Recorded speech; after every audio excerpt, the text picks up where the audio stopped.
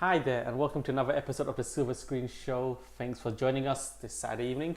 Once again, joined by Elenia. Hi. How you been? Had a nice weekend? Let's banter and chit chat before we get into the main. Main courses. We didn't do an episode last weekend. So. No, I was in Athens, 37 degrees, very nice. Yeah. I didn't. Why do you have to do this? I did not miss missing an episode of the show. You know what? I can survive for the 1 week. Yeah. No, I went to the cinema.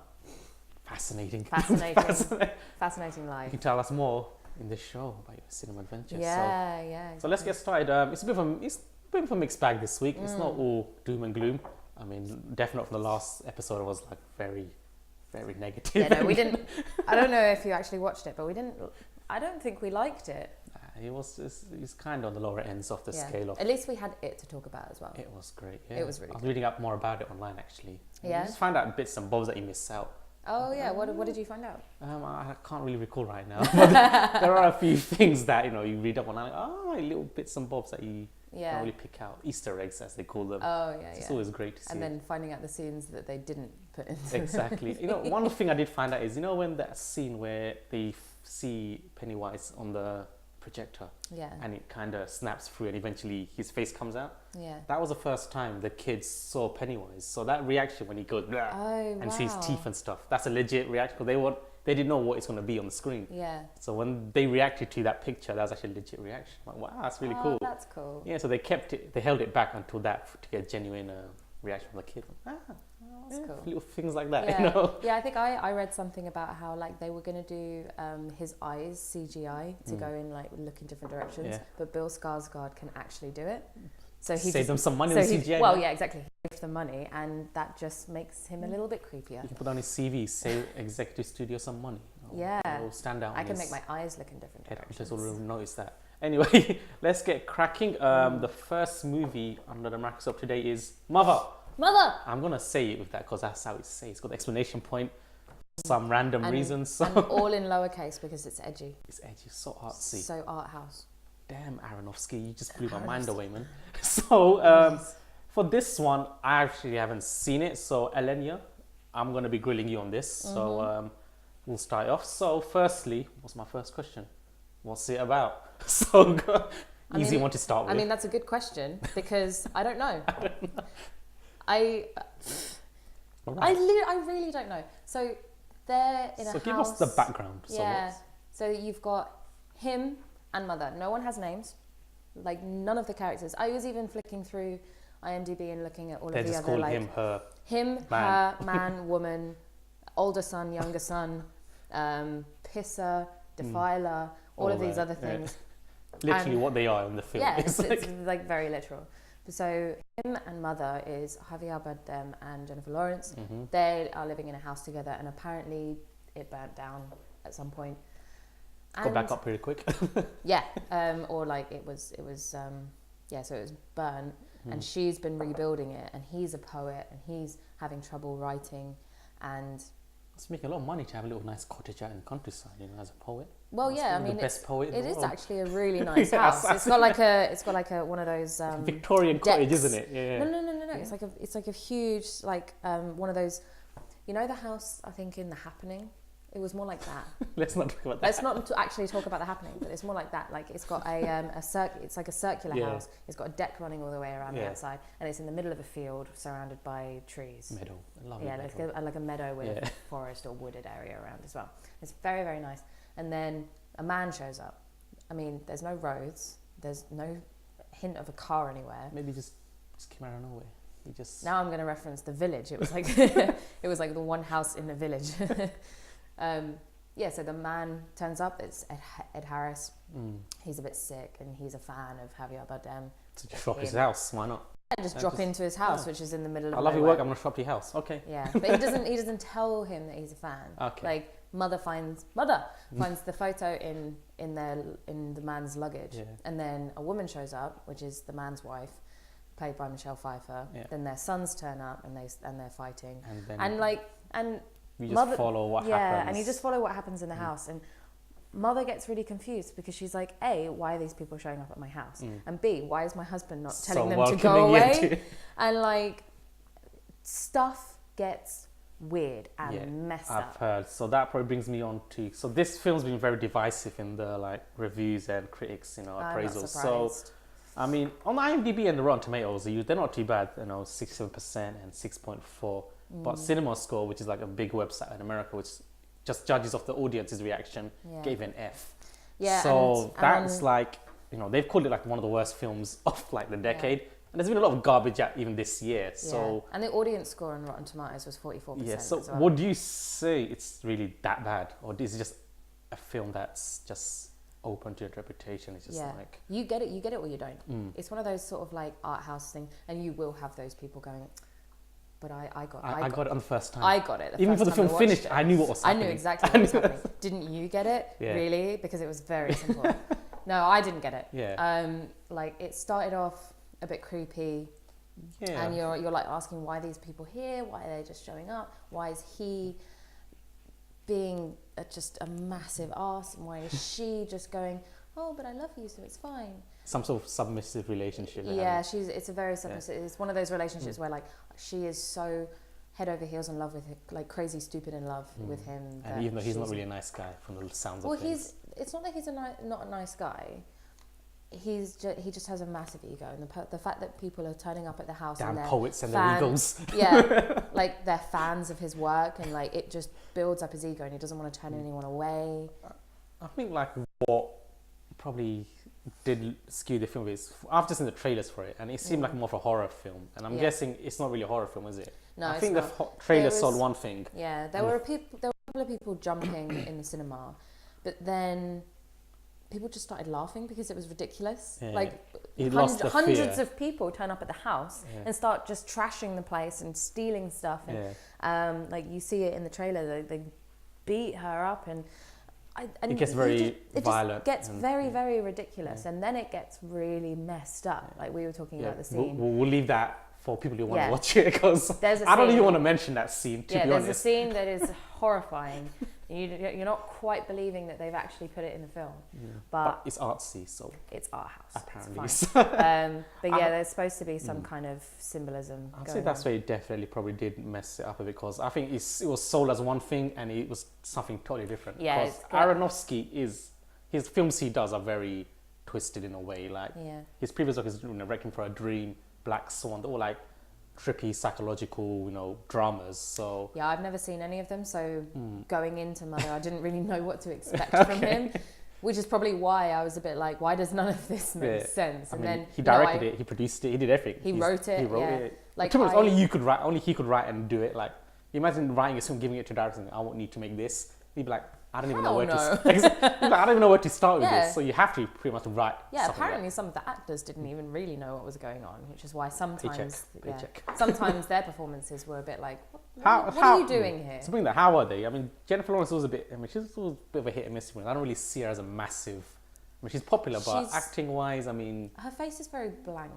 But I think I noticed that because the shots are very in the faces. There's not a lot of like wide angle shots. There's not a lot of panning out. It's very, very intimate. To be honest, Aronofsky is dating Lawrence. We're like, here's my gorgeous girlfriend. Zoom in into her face at any opportunity. Yeah. But it was no. I think the performances were pretty good. And actually, I mean, the cast is stellar, isn't it? Lawrence, Bardem, Pfeiffer, Harris, Tom Gleeson, who's everywhere. Tom Gleeson is everywhere. Like I was saying this before. He was in the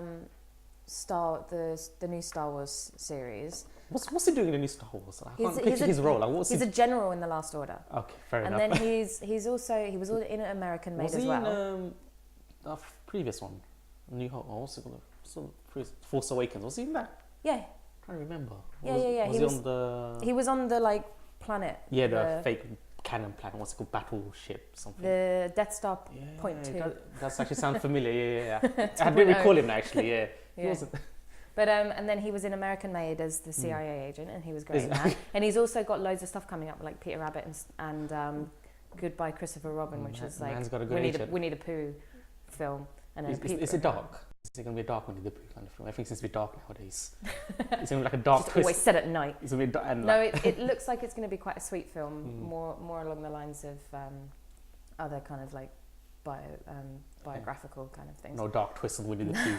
don't think the world's ready for that, man. I don't think Winnie the Pooh can get dark. To be honest, it can. Yeah. It's on the internet. You're going to see some dark stuff. I don't think I do.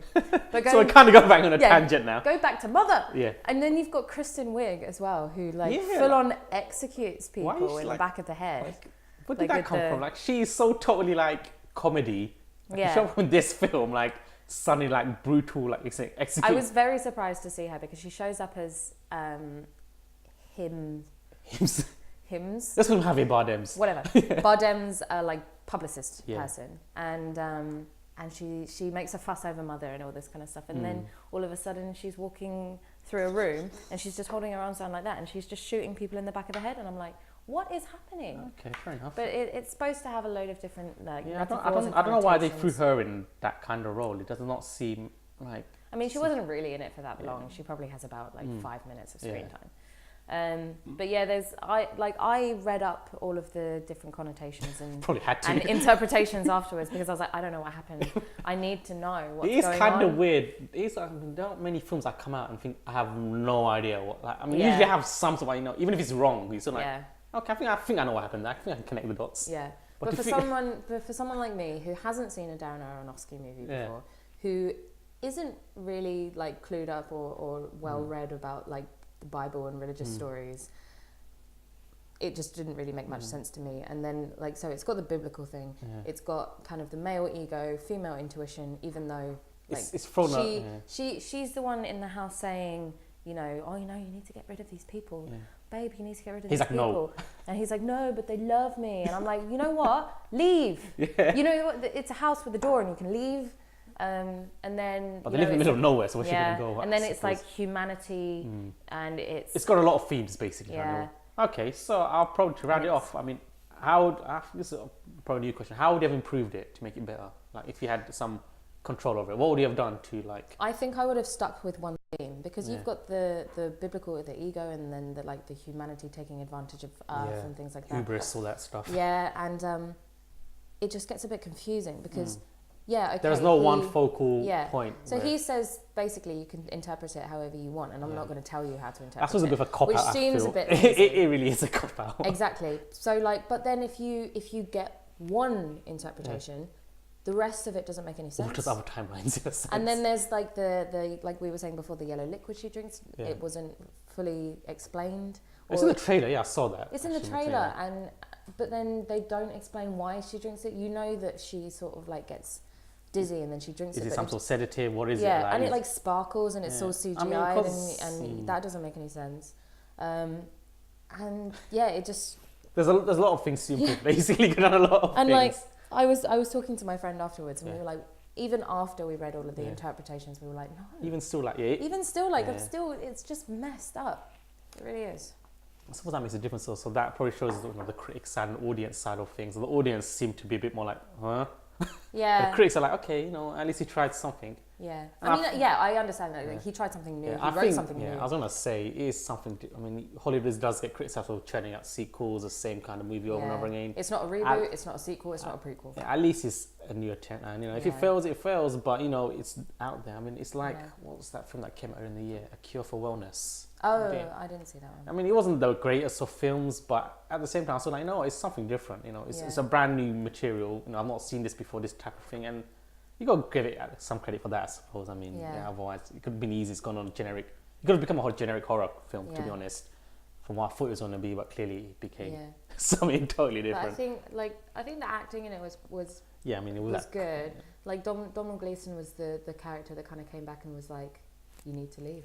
Okay. And he's like he's like the logic. he's kind of the logic, but again, you don't want to think I don't even think about it. It makes my head hurt. Right, so let's cap this review. What would you say? How would you sum it up briefly, if you could, or just put a question mark? There's this kind of question mark and a confused emoji, but we could just review an emoji. Which emoji should we do that? Is this one? No, let's not. No, it's seriously messed up, and not just because it's a bit of a mess, interpretation and representation wise, but also because of that scene at the end. It's messed up.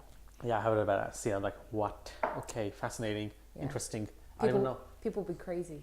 I don't even know why that's in your head to even put it on a piece of paper. The fact that you even thought about that, to put it on a piece of paper. Like, I mean, they could have done about half that scene and it would have been like, I mean, you're messed up, but you're not that messed up. The second half of that scene, no. The third act was just an absolute, like, it's just an explosion of just absolute madness. Fair enough. So it's so if you don't know, if you want to see something a bit different, a bit weird, a bit messed up, go ahead and enjoy this. Yeah. See what, you know, because it's got mixed reviews. Some love it, some hate it. So, you know, definitely. See if you understand what Aronofsky is trying to do. And if you do, let him know. Yeah, because no one else knows. Even he's like, I don't know, whatever. Yeah, he's just like, just take it how you want.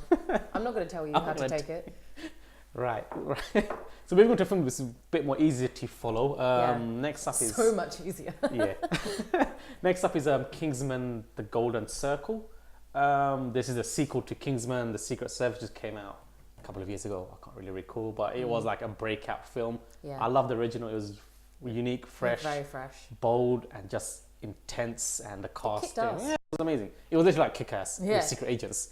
Matthew Vaughn, man. Yeah, pretty much was Kick-Ass with agents, and Kick-Ass is an amazing movie as well. So this had high expectations because, you know, the trailers have been out for a while now. The cast is amazing. They did that crossover with Kingsman and Archer. Yeah, I saw that on YouTube. That was great as well. That's begging to be made. If you want to watch anything, watch the Archer Kingsman animated crossover.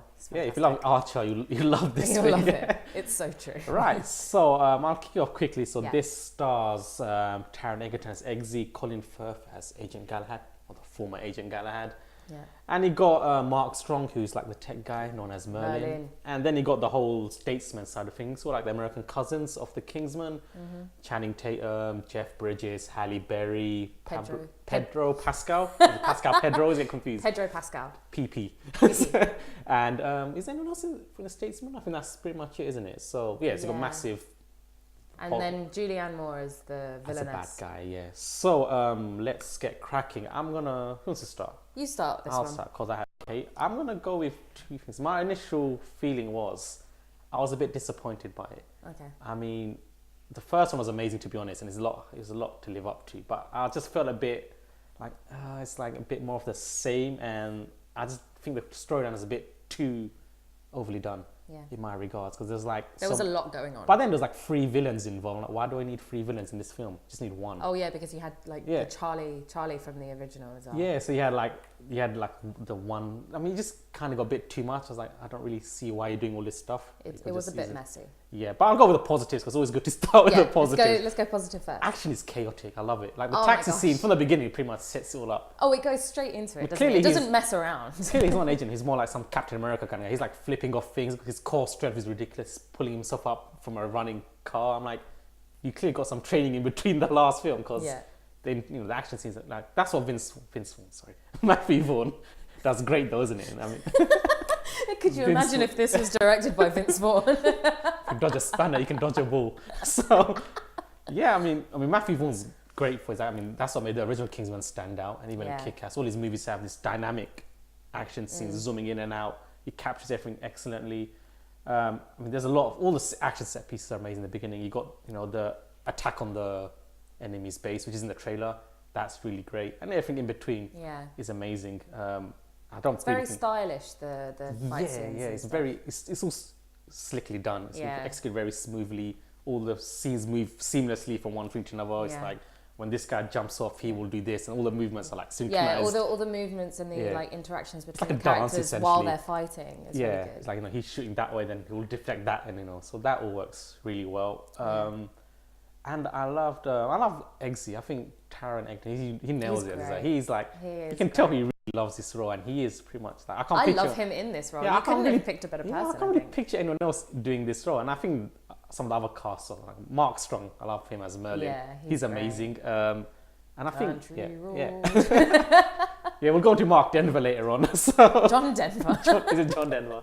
I'm getting these names all mixed up right now. Yeah, what is wrong? Eggsy so is Merlin, but I think that is pretty much where I kind of lost my way in a sense. But I think we kind of got different opinions here, so it sets up for a good debate, to be honest. So what are your negatives then? Negatives, I got quite a few actually. The statesmen are really like, I know it's an action movie, so I really shouldn't think of the plot too much. But at the same time, you need a cohesive plot to kind of push things along in between all the kick-ass things that happen. So I think the statesmen, they're very hyped up in the trailers, but you barely see anything of them. I mean, I know they work in a distillery, and that's about it. I don't see their inner workings, what gadgets they have, what tech they have, nothing. They're kind of like there, and they kind of play a background role in the entire thing. Yeah. Channing Tatum. But all the tech is there, so everything that's good. But you kind of want to see, because in Kingsman, you see how they're all set up. They have the base in the, the suit shop. They have all the underground headquarters, but you don't really see much. You don't see the inner workings of the statesman thing, how they exactly work out what system they have. And their base is in a massive whiskey bottle. That's it. That's what you know. And that's it. You don't see anything else. And also, I think they are very much kept in the background because, like, Channing Tatum's front and center for the material. He's a great actor, funny, but he's barely in it. I'm like, why is he? They just literally found a way to take him out from the entire movie. Yeah, he was a big focal point in the trailer. Yeah, I mean, and for some reason, he's just taken out of it. And it's just like he's a name though, really, isn't he? Yeah, but it's kind of like it felt a bit cheap in a way. It's like just to get people in, because I thought I'd rather see him and Eggsy team up rather than Colin Firth's character. They really brought back in a really. It's not a spoiler because it's in the trailer that they bring him back, and I was like, I would have rather just not them, because they went for a really convoluted way of bringing him back. Then most of the movie spent this whole sub arc of him trying to get his memories back. I was like, I don't want to see this. I just want to see them. Infiltrating bases, shooting people, all that stuff. That's what it's about. And it's been a large chunk of it thinking, I'm going to get his memory back. How can you do it? It's just no point. It's just padding on time onto an already drawn out movie. But yeah, that's for me. I mean, but you loved it, innit? So I really liked it. So I was laughing the entire way through. I mean, there was one scene that was horrifically cringy though. Yes, let's not the Glastonbury. Just call it the Glastonbury scene. Yeah. Glastogate. Let's not. I have seen Eggsy, as I'm gonna call him, try and defend him. Like, you're gonna defend it. You're in the movie, obviously. Well, yeah. I mean, it's not that I wouldn't. It's unnecessary. I just think it's pretty unnecessary. Yeah. But people will find it funny. There are people. I know several people who will find that hilarious. But it just kind of came out like, what? It's like, why didn't you? And that's a whole 15-minute sequence for nothing. It's like, I don't need to see this, but yeah. Yeah, and then like that gave way to another story arc about like Eggsy and his girlfriend, and I do agree that it was there was a lot of plot and subplot that packed it out a bit too much, and it was a bit the love busy. arc was totally like, I really not like they kind of makes a big deal out of the princess. And I think they could have had her in it. But they didn't need to have the whole relationship. Meeting the parents, all that stuff. I don't want to see this in this movie. It's not. I mean, like, I didn't mind that. I think it was the whole like argument between the two. Yeah, I thought was unnecessary. And then arguing, and they see them messaging each other. I'm like, we don't want to see lovers tiff here. Come on, guys. Yeah. But no, I thought it was really funny. I loved the action. The soundtrack was really great. I love the cover of Word Up in the final action scene. That was great. I was sitting in the cinema and I was like singing along. I was like, Word Up. I think Pedro, he's probably the best part of this movie. I love this character. Pedro Pascal. I mean, this time he doesn't get his skull crushed or eyes popped. Spoilers. Sorry, if you haven't watched that part of Game of Thrones. Oh damn, that's really nice. But let's be honest, everyone's probably seen. And I liked Pedro Pascal. Taron Egerton, we say, was great. I actually liked Julianne Moore. I thought she played absolutely bat-crap crazy very, very well. I think the problem with her role was, it's not her as an actress. Yeah. She's great, but I think her role was her character was very weak. It's like, I'm like, okay, so you're the biggest drug dealer in the world. You lead all the cartels. And then she's like, I want more global recognition as a dealer. I'm like, what?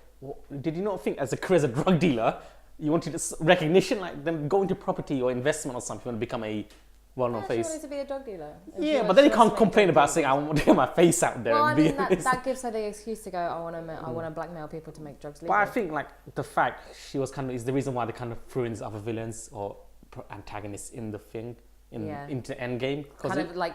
It wasn't just her at the end. It was other... they gave more story to her henchmen than you would possibly expect from an action movie. Exactly, and then you had the other, I don't want to ruin who other like bad seeds are in there, but they also bring them in later on. So she's not really the sole big threat. Yeah, there's other guys in the background, doing their own stuff. It's kind of like, if she was really that dangerous, would she have been undermined by other I just love it when people can play clinically insane that well. And she really was. She had this like whole 50s theme thing going on as well. It doesn't make sense though. One thing is, if she has a 50s theme, why did she have Elton John in it? Like, surely she would have a singer from that time period, playing music from that time period. Well, she was like, oh, I'm just gonna take someone here. The whole thing with Valentine in the last film, she was like, oh, I'm just gonna take advantage of the fact that celebrities are going missing. And I was like, you know what, fair enough. But I thought she would at least made him play songs from that era because she was so in love with the 50s thing. I'm like, okay, fair enough. Yeah. No, that probably brings us on to Elton John. Elton John. He's in the poster, so it's not even like a hidden cameo, and he plays like a significant part in it. I'm like, okay. Yeah, he was a little bit ridiculous, and we were like. It's one of those uncomfortable laughs where you're like, what is this?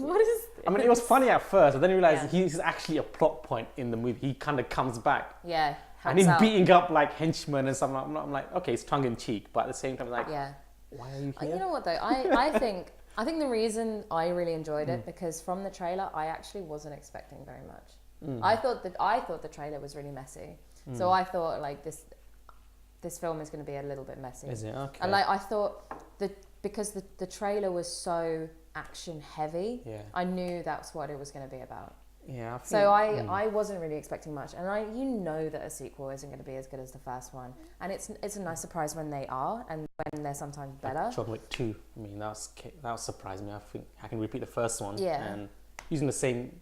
Well, that was a good example of good because you have the exact same material, but he did it in a totally different way. Yeah. Whereas this kind of pretty much repeated the same formula from the first one. You got this maniacal person who thinks they can take the world hostage and do orders around their own scheme. And Valentine did the same thing. He had the implants in everyone's neck, and he demanded like, I've got the entire world on a hook. Yeah. And same in this film, she's like, I've got the entire world on a hook as well. It's kind of like it's the same art. Well, at least she didn't try and kill everyone. Yeah, but that was the end. Or she was aiming to. It's like that's what's going to happen if they didn't bow down to her demands. Well, or the drunk. Yeah, but then. But I suppose you're right. I mean, it depends on the expectation going into it. And then I mean, the fact that you had people's head exploding at the end of the first one with like little sort of mushroom clouds with multicolored, and I'm like, this film is ridiculous. Yeah, I mean the first. It is silly, and I'm going to take it as that. Yeah, for me, obviously it's silly, but I think at the same time, you kind of have to have a cohesive plot, just at least string the silliness together, because. Yeah.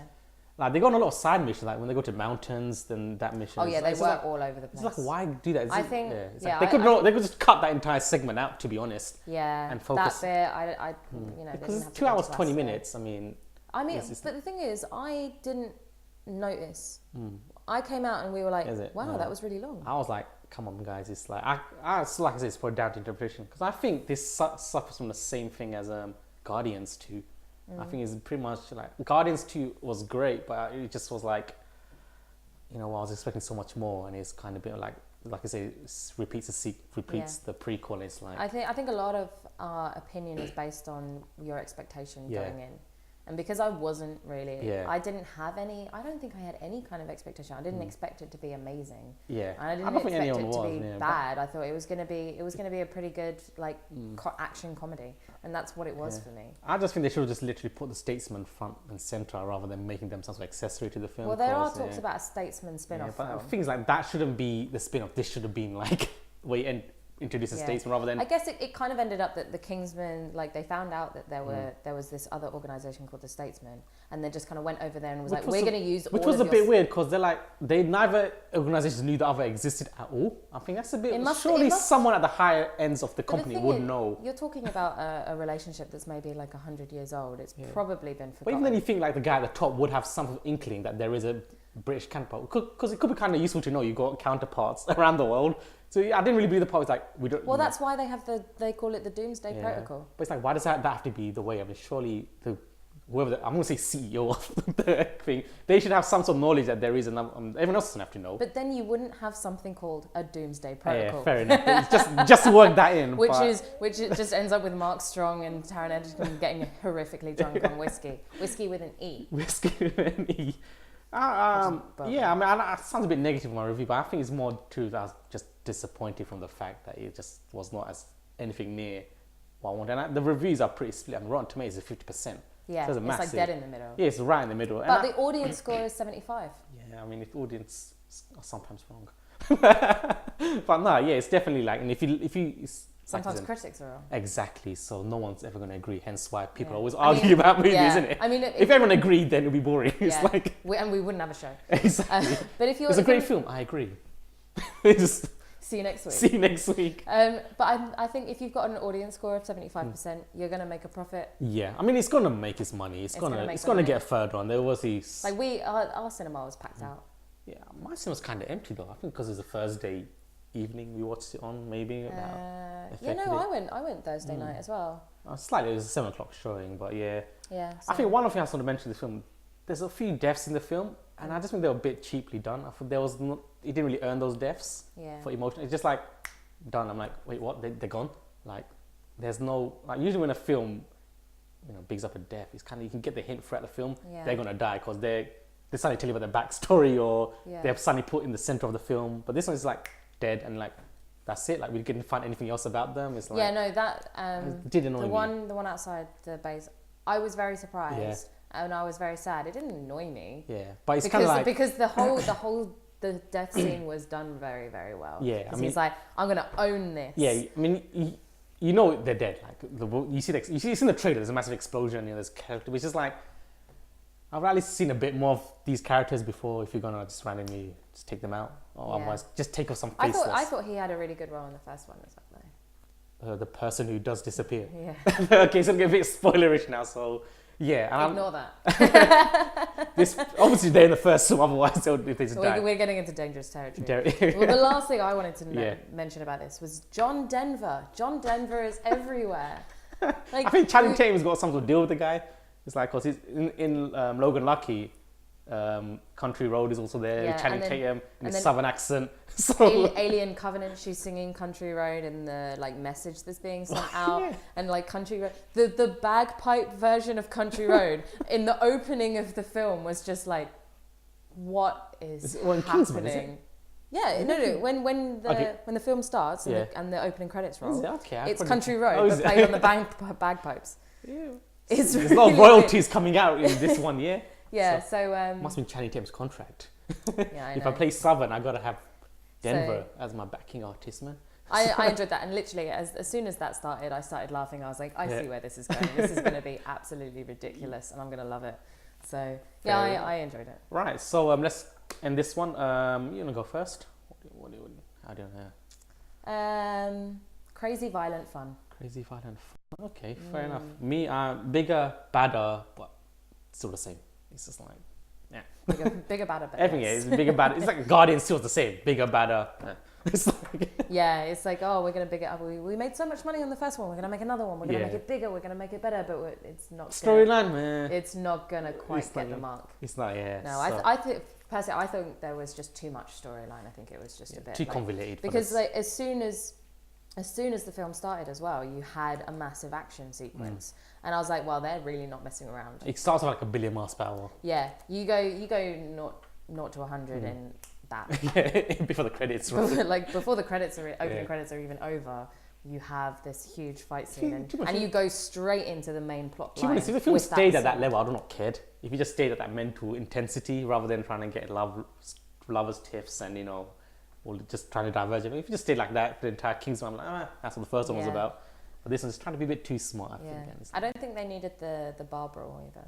The who? The bar brawl. Oh, the bar brawl, he's like, just to get a cheap laugh from the first one, and I suppose, like I said, the padding, it was just padding for a very, very long film. Alright, so before we end it, anything else to add before we call it cuts for this week? No, I mean, just still watching trailers and anything things. Stand out for you? I really like the trailer for The Isle of Dogs. It's this new Wes Anderson movie. Did you ever watch The Fantastic Mr. Fox? I was going to say Fantastic Four for a moment. No, not Fantastic. It's the one with George Clooney in it. Yeah. And the Grand Budapest Hotel is Wes Anderson. Okay, that was really good. He's one of those like kind of arty directors, and it has his films have a very unique style, and just the way Aronofsky got his weird unique style. But like instead of being like, I'm going to give you a story, but it's not going to be the real story. But like Wes Anderson just makes it look really strange, and it's really, really cool. And this is about how like they there's like a dog flu and they put the dogs onto the island, and then there's a little boy who wants to get his dog back, and the dogs on the island help him. And it's got like Bryan Cranston and it's got like a pretty big cast actually. Say my name. Mother. Yeah, it's got a pretty big cast in it as well. So that looks really good. I think what stands out for me while talking about trailers is Snowman. Yes. Yeah, yes, that looks good. I like my noir drama, so this looks really interesting. And it's the Fassbender. Yeah, man. Hopefully, there's not too much Fassbender in this. I mean, I'm after Covenant. I'm a bit too Fassbendered up right now, so it kind of takes it down a notch in this one. But that looks great. I like this sweet, like this is like a Scandinavian murder film. I like the psychological thriller kind of things. Yeah, I'm a bit strange in the sense I love my murder films, so murder mysteries. So, but I'm super tired of Jigsaw. I'm probably gonna watch it because I have the card to watch as many the unlimited pass. So you take a hit every now and again. And, you gotta take a hit. One for the team. You gotta take one for the. You can't watch a good movie every single time. Sometimes you go, you know what? I know it's gonna. I'm just gonna prepare myself. Like when I watched Mechanic Resurrection, I knew that's gonna be utter garbage. I'm gonna take the hit because I need to watch a film this week to make it worthwhile, and it was garbage. So it's Jason Statham. Yeah, even the Statham couldn't save that. So. I mean, no, the Statham's getting pretty silly at the moment. When has he never been silly? When has he ever been serious? I mean, he was the choreographer for the fight scenes in Eat Locals as well, and they were great. They were funny. Yeah. Watch out for the Stafe, man. Man's getting serious now, man. This is how you beat people up the Stafe way. Right. So that pretty much brings everything to a close. Yep. Thanks for joining us. See you next week. Bye. Thanks. Bye.